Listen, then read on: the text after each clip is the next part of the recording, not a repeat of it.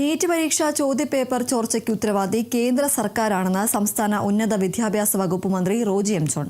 പലപ്പോഴായി 100ഓളം വിദ്യാർത്ഥികൾ ആത്മഹത്യ ചെയ്തു. ചോദ്യപേപ്പർ ചോർച്ച അന്വേഷണം എത്തി നിൽക്കുന്നത് BJP നേതാക്കളിലാണ്.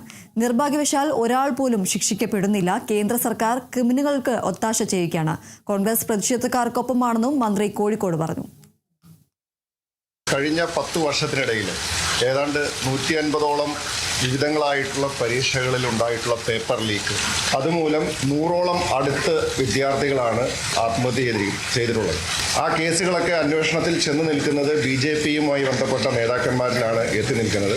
പക്ഷേ നിർഭാഗ്യവശാൽ ഒരു കേസിൽ പോലും ഒരാളെ പോലും ഇതുവരെ കൺവിക്ട് ചെയ്തിട്ടില്ല എന്നുള്ളത് ഈ മാഫിയയെ യഥേഷ്ടം പ്രവർത്തിക്കുവാനായിട്ടുള്ള ഒരു അവസരം അവർക്ക് ഒരുക്കി കൊടുക്കുകയാണ്.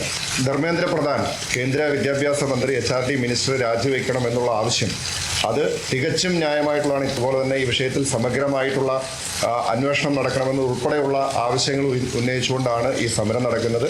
ഈ സമരത്തിന് ഇന്ത്യൻ നാഷണൽ